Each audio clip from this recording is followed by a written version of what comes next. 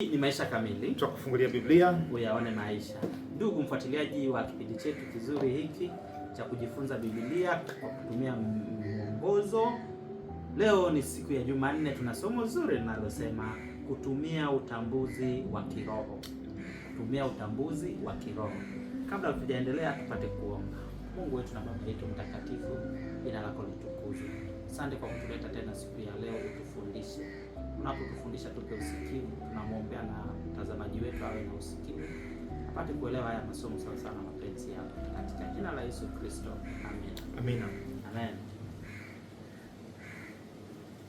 Nikikufinya hivi unasikia maumivu. Kwa hiyo una mishipa ya ufahamu.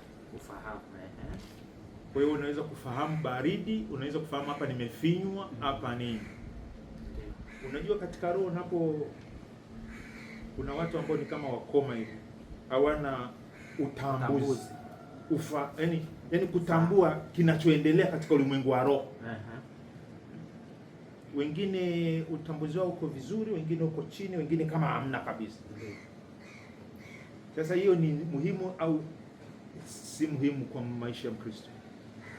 Kuwa na utambuzi. Utambuzi wa kiroho ni muhimu sana katika maisha ya Mkristo. Sasa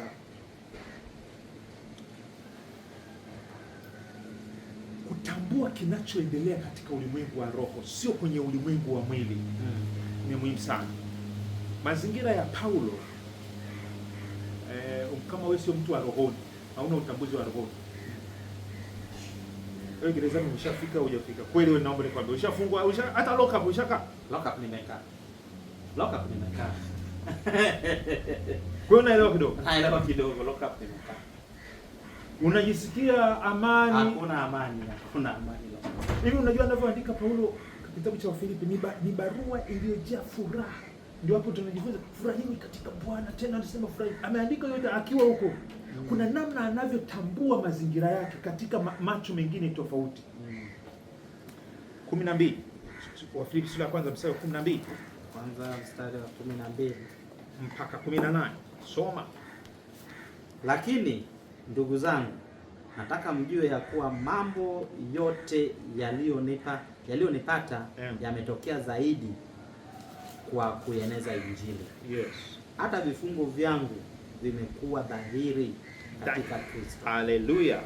Miongoni mwa askari na kwa wengine wote pia. Na wengi wa hao ndugu walio katika Bwana hali wakapata kuthibitika kwa ajili ya kufungwa kwangu. Wamezidi sana kuthubutu kunena neno la Mungu pasipo hofu. Wengine wanahubiri habari za Kristo kwa sababu ya usuda na fitina. Na wengine kwa nia njema. Hawa wanamhubiri kwa pendo, wakijua ya kuwa nimewekwa ili nitetee Injili. Bali wengine wanamhubiri Kristo kwa fitna, wala si kwa moyo mweupe, wakidhani kuongeza dhiki za kufungwa kwangu ya dhuru nini? Lakini kwa njia zote, ikiwa ni kwa hila au ikiwa ni kwa kweli, Kristo anahubiriwa. Na kwa hiyo nafurahi, nami nitafurahi. Siku hiyo umewekwa lock up, nani aliyefurahia uko lock up? Usimtaje jina.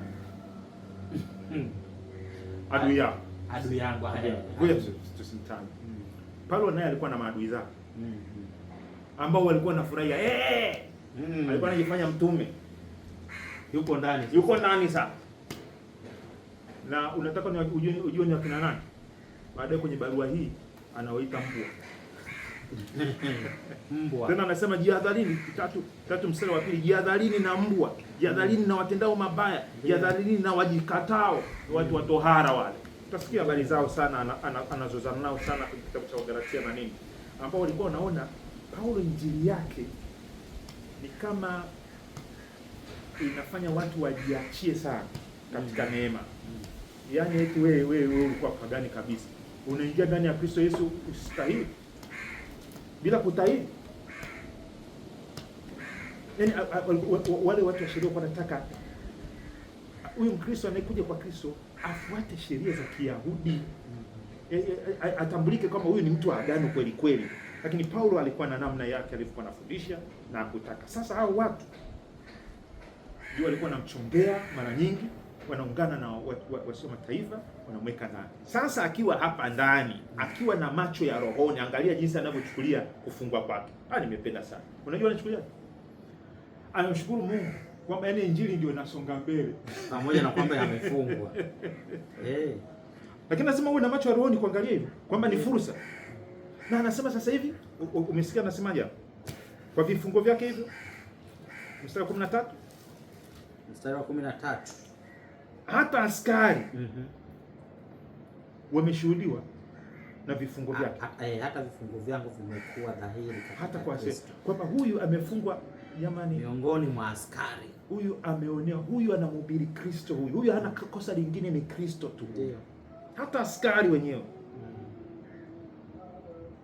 Lakini anasema hata hao ndugu walio katika Bwana wamethibitika katika Injili, wanahisi baada ya kukatishwa tamaa, Paulo alikuwa anatuhubiria ndio amepata matatizo, wao nao wakapata nguvu ya kuendeleza Injili, wakathibitika. Kwa hiyo anaona ni faida kwamba yuko gerezani. Lakini hayo ni macho, lazima uwe na macho ya utambuzi kuiona hali yako si kimwili lakini kiroho. Umeionaje? Unajifunza, labda nikuulize, unajifunza nini sasa kutokana na uzoefu wako wa kuwa ndani? Maana umeniambia uliwekwa ndani. Haya, achana na kuwekwa ndani, lakini uko kwenye uzoefu ambao maadui zako wanakuchekelea, wanasema safi, na unahisi kama yaani unaonekana kama umepoteza, ni kituko. Huu mtazamo wa kiroho huu wa Paulo huu unaweza kukusaidiaje kutoka mahali hapa au kukabiliana na hali? Sababu yeye anasema yadhuru nini ili hali tu Bwana Kristo anahubiriwa. Kuwekwa ndani, naweza nikawekwa ndani kama sio kosa langu, lakini kama kuwekwa ndani kutampa mtu fundisho, tampa somo, haidhuru. Kwa sababu wiki iliyopita tumeona kwamba tumeambiwa tufurahi katika haya yote, kwa sababu Bwana hatuachi katika haya. Tunapokuwa katika haya, umewekwa ndani. Katika kuwekwa kwako ndani, unapofurahi, aliyekuweka ndani anasema kumbe sijafanya kitu, ndio sasa ndio anapata nguvu, na yeye imbada anaweza kaacha hayo mambo yake. Amina, anaweza kaacha. Rafiki yangu, Paulo katika hali yake ya utambuzi wa rohoni alijua anaishi kwa kusudi hilo moja, kumwadhimisha Kristo, kumtangaza Kristo. Alizaliwa kwa ajili hiyo. Wewe kwa gerezani hakuona anapoteza muda, zaidi sana aliona ni fursa. Wakati mwingine tunakata tamaa, tunahisi tunapotezewa muda, tumeingia hasara sababu ya kutotambua kusudi la maisha yetu. Lakini kama tuko gerezani au tuko huru, uko mgonjwa au nini, Kristo anatangazwa. Ukihisi hiyo ndio sababu Mungu aliyekuita, basi utakuwa na ujasiri na Kristo atapata faida na watu wengine wataona faida ya uwepo wako, haidhuru matatizo au changamoto hizo nazo. Kwa nini tusiombe kwa neema hii? Mungu atupatie. Tuombe. Baba yetu wa mbinguni, tunakushukuru kwa ajili ya neema hii ya Paulo kupitia changamoto hizi, lakini kutupatia ushuhuda huu ya kwamba anaona haidhuru, ili mradi Kristo anahubiriwa hata kwa vifungo vyake. Tupe nasi kulitazama hili kwa macho ya rohoni, kwamba tunaishi kwa ajili ya Kristo, aidha kwa kufa au kwa kuishi tunamtukuza Kristo. Patie mtoto wako sababu ya kuishi, sababu ya kuamini tena, sababu ya kutumainia, akiweka moyo wake kwako. Baba, endelea kumtia nguvu katika hilo, na kufungua macho yake aone faida, kwa jina la Yesu Kristo. Mpaka somo la kesho tena, ndivyo tunavyoomba utulete. Amina.